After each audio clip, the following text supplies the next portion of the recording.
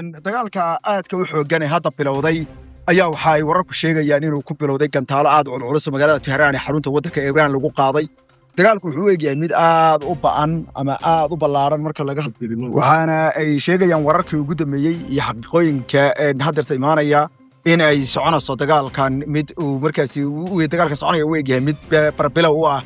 iska horimaad weyn oo gobolka ka dhacaya. waxaynu dabiyeynay maalmihii ugu dambeeyey oo dhan diyaargarowga kala cararka iyo qaxa gobolka. haddaba waxaan rabaa inaan marka u horeysa khasaare hadda kama hadli karno, sidoo kale idima sheegi karo khasaaraha dagaalka waayo waa early, waana haddeerta dagaalku waa barbilow. laakiinse waxaan idiin xaqiijin karaa in dagaalku uu yahay madaafiic noocyo kala duwan, diyaaradaha dagaalka, maraakiibta dalka Maraykanka ee Israa'iil iyo Maraykanka ayaa si tuuta ah uga qayb qaadanaya iska horimaadkan. Iiraanna waxay u egtahay in la tuuteeyey oo laba dal ay gebi ahaanba ay ku soo qaadeen weerar ay iyagu go'aamiyeen inay weeraraan oo ay calmadaan. waa markii labaad ee Maraykan iyo horta taariikhdaasuna waa taariikh kale qurmaysa ee waddan caalam islaamiya ee Maraykan iyo markaas Israa'iil kasray ay weeraraan. Iiraan ayaana noqotay markii labaad dalka keliya ee dunida islaamka ku yaala ee ciidamada Maraykanka iyo Israa'iil oo wada socda markii labaad ay weeraraan oo ay weeraro iyo duulaanno ay ku qaadaan. madaxweynaha dalka Maraykanka Donald Trump ayaa ku tilmaamay in ay tani tahay waxa uu ugu yeedhay isbihinbihinta ay gebi ahaanba xukuumaddaasi iska dhiga martay. ayuu yidhi awaamiirtii aynu siinanay iyo in aynu gebi ahaanba u sheeganay. madaxweyne Donald Trump wuxuu ku tilmaamay in weerarku uu ahaa mid ugu yeedhay ku lagu difaacayo dadka iyo dalka Maraykanka, ayadoo ay jiraan xildhibaano iyo aqalka sanadka dalka Maraykanka oo ku celcelinayay si joogto ah inaysan jirin khatar gaara oo haddeerto ka imaanaysa ayaa la yidhi ama ka soo socotay ama ka soo jiijiilahayd dhinacaas iyo waddankaasi Iiraan oo dadka iyo shacabka Maraykanka ka dhara ma aysan jirin. arrintaas ayay ku celcelinayeen maalmihii ugu dambeeyey oo dhan xildhibaano oo doonaya dagaalka in la xayiro oo la joojiyo oo qaabayshanka iyo qaabka uu ku soconayo oo dhan ay noqoto mid xaqiiqatan la yaabkiisa ahaa oo ay sheegeen in la maamudayo keliya in dowladda Maraykanka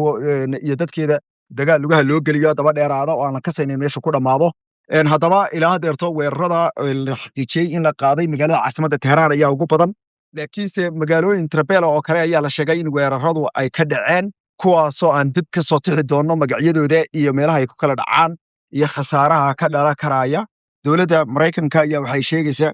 in ay gebi ahaanba weerarkani uu yahay mid ay ugu sheegtay in lagu difaacayo dalka Maraykanka iyo dadka Maraykanka, waa sida halka loo dhigay. madaxweyne Trump ayaana arrintan wuxuu rabaa inuu ku dabaqo kadib markii dhowaan uu sheegay in ay tahay markaasi in dowladda Iiraan ay diyaarinayso gantaalo ayuu yidhi dalka Maraykanka gudihiisa soo gaadha, kuwaasoo uu leeyahay waxay burburi karaan kaabayaal iyo imkaaniyaadka gudaha ee waddanka, waxayna khasaare u geysan karaan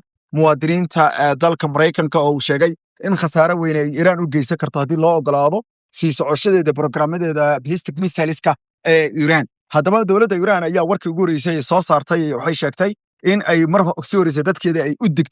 u sheegtay in xukuumadda islaamiga ee Iiraan aysan weligeeda leeyahay nabad diidin, laakiinse Maraykan iyo waxay yidhahdeen kooxda sahnuuniyadda midkoodna aysan nabad rabin. sida laajigeedna taliyaha ciidanka talabka sida waddanka Iiraan iyo la taliyaha amniga qaranka ee waddanka Iiraan labaduba waxay ku nuxnuxsadeen oo ay kor iyo hoosba u sheegeen una tabiyeen in ay tani tahay natiijada ka dhalatay marka la qaadan waayo mowqifyada adag oo ay shacabka qaarkood iyo dad ay ugu yeedheen inay yihiin kuwo mar walba geedsara kuwaaba oo ayagu isi siiya in wadahadallada dowladda Iiraan wax diidan tahay kadibna mudaharaada abaabula la siiyo waqti. waxayna sheegeen in waqtigii ay siiyeen mudaharaadayaasha ee ku aadanaa in ay dowladda Iiraan ay rabto tanaasulaad inay samayso ay tani ka dhalatay, laakiin Iiraan waxay ka digtay in weerarka ay jawaabta ay ka bixi doonto uu noqon doono mid burbur leh. waxay sheegtay inuu noqon doono mid qaraarkiisa leh, waxay ka digtay inuu noqon doono mid xanuujintiisa leh, waxayna ka digtay mid imkaaniyaadka ay isticmaali doonto uu noqon doono wax kastoo ay haabtaan oo ay ka mid ka tahay yiraahdeen hubka iyo saanada. hase yeeshee madaxweynaha dalka Maraykanka Donald Trump ayaa ku tilmaamay inay tani tahay tijaabo yar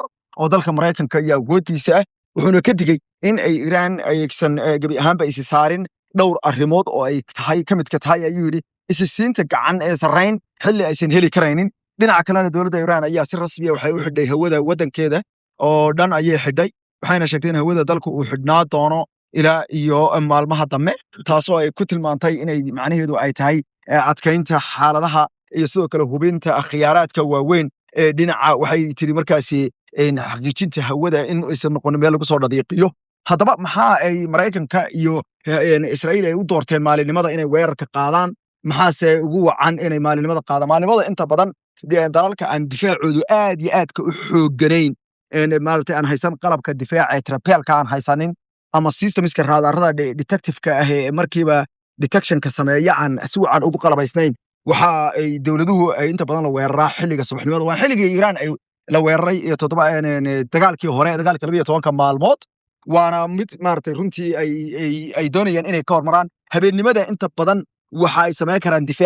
difaacooda isagoo gaaban ay meel dhow ay ka tooga karaan gantaalaha xataa markay diyaaraduhu soo dhawaadaan sidaa daraadeedna waxaa kaloo ay arrintan ay leedahay Iiraan inaysan degdeg u jawaabi karaynin inkastoo Iiraan ay ku khasbantahay haddii weerarku uu isdaba joog noqdo inay isla judhaba ay dirto diyaaradaheeda droniska habeenkii Iiraan waxay diri doontaa ballistic missiles seen horeba aan idinku ableynay dagaaladii hore ee khibradda ogeydeen ay ka siinay haddeertana waxay diri doontaa laakiin ilaa maanta haddii ay duqayntu istaagi weydo oo dowladda Mareykanku ay duqaynteedu noqoto mid trapeela oo istaagi weyda diyaaradaha droniska marka diyaaradaha droniska waxay ka caawinayaan Iiraan yaraynta shixnadaha wada socda ee diyaaradaha Mareykanka iyo kuwa Israa'iil kuwaasoo gabi ahaanba ay maldufin ku sameyn karaan ay cabsi geli karaan waxayna ku khasbayaan in diyaaradaha dalka Mareykanka iyo kuwa Israa'iil isgalbinaya ee markaasi tuutada wada ay cishiimaystaan waxa loo yaqaan ciyaarista maximum wax loo yaqaan markaasi circeeridda ama inay koor u circeeraan oo intay ka fogaa karaan hawada dhow iyo samooyinka dhow inay ka fogaadaan walaayo 100,000 oo feet ay cirka galaan taasi marka Iiraan waxay ka tari doontaa in gantaalku isagoo aad u soo daaray uu dhulka yimaado processkuna uu khaldamo ama wax loo yaqaan tumaatinta markastoo diyaaraddu ay baalka fogeyso ama ay hawada u cararto shishe inkastoo diyaaradaha dalka Mareykanku ay awood u leeyihiin in ay meelo aad iyo aad u durugsan oo ilaa iyo 100,000 oo feet sida la sheego ay ka soo ridaan bambooyinka haddana si kastaba ha noqotee oo inta badan bambooyinka diyaaradaha satellite-ka ayaa gaadhgareeya satellite yar ayaana dalka Mareykanka u dhooban hawada waddankaas Iiraan kuwaasoo hagaya ama maartay hagaajinaya kuwa kalena waxay yaalaan badda Carbeed iyo waliba badda Persianka haddaba Iiraan waxay ku khasban tahay mar walba in ay isdifaaceeda ay goor sii horeysa bilowdo mar kasta oo ay Mareykanka iyo Israa'iil ay bilaabaan ayaguna in ay weerarkoodu uu noqdo mid iska sii socda oo xaqiiqatan ay bilaabaan inuu iska sii socdo taas ayaana loo arkaa in ay tahay istaraatiijiyadaha dagaalka runtii iyo xaqiiqooyinka dagaalka tan ayaa imaanaysa iyadoo la sheegay ay wada hadalladu ay noqdeen kuwo markaas wax ku oora anigu ilaa haddeerto ima muuqato haddaan runta idiin sheego dagaal weyn oo ciidamada Mareykanka iyo kuwa Israa'iil ee gudaha Iiraan ku geli doonaan oo isku dayi doonaan in ay markaasi ay baabi'iyaan dowladda halkaasi ka jirta waayo tabar noocaas oo haddeerto diyaarsan gobolka diyaarka ah ma jirto ciidamada Mareykanka oo wadamada xuduudahooda ka gudbi karaa oo haddeerto iyagoo qaabaanya ama iyagoo raaba tegi karaa aniga ima muuqato Israa'iil taa kuma dhacdo iyadu awoodda noocaas maba lahaba oo dagaalka hore watay ku fashilantay laakiinse maxaa dhici karaa wiiqitaan la wiiqo imkaaniyaadka dalka Iiraan oo hadda nuclear strategy iyo meelaha gantaaladu ay yaalaan way dhici kartaa in haddii ay duqayntu joogto noqoto muddo asbuuca oo kala camal hadday socoto weeyaan marka waan la socon doonaa wixii wara iyo wixii xaaje ay arrinta ka soo kordha waynu eegi doonaa arrimahan oo dhan waynu si taaka baynu idila wadaagi doonaa isku soo noqon doonaa aan warar kale aan dib u jaleeco isla markaana aan fiiriyo